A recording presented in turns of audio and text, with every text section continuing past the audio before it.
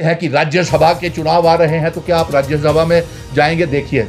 आपके सवाल का, इस सवाल का जो पत्रकार मित्र यहाँ और भी बैठे हुए हैं, मैं आपको दे देता हूँ। राज्यसभा में जम्मू का डोगरा बेटा एक होना बेहद जरूरी है और मैं अलायंस की सरकार से कहूंगा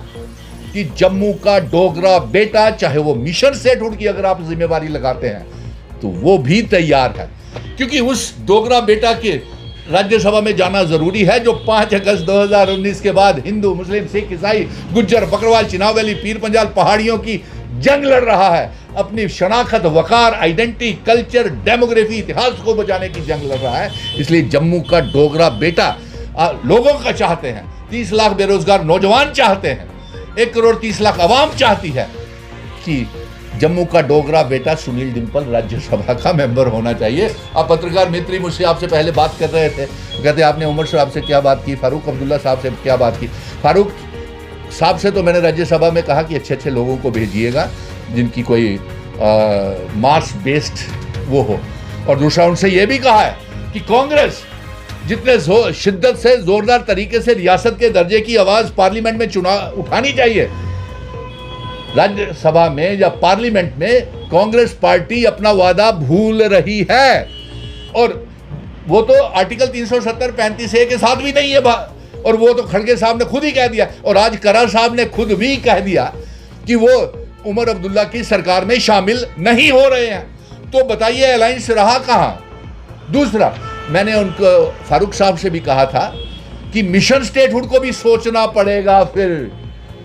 अगर ये अलायंस, अपना गठबंधन पार्टियां अच्छे तरीके से जोर नहीं लगाएंगी पार्लियामेंट में, तो मिशन स्टेटहुड को सोचना पड़ेगा। या तो मिशन स्टेटहुड का डोगरा उम्मीदवार राज्यसभा में भेजा जाए, और नहीं तो फिर और होगा। और आज जिस तरीके से पत्रकार मित्रों एक खलबली पूरे मुल्क में बनी हुई है, अफसोस इस बात का हो रहा है कि जिस तरीके से पार्लियामेंट में रियासत के दर्जे को दबाने की, गौतम अडानी की रिश्वतखोरी जो जम्मू कश्मीर में दी गई है, किनको दी गई है, उस बात को दबाने की, और साथ में बेरोजगारी, गरीबी, बढ़ती हुई महंगाई को दबाने के लिए भारतीय जनता पार्टी जिस तरीके से अडानी को मुद्दे को दबा रही है, जम्मू कश्मीर के मुद्दे को दबा रही है, ऐसा नहीं लगता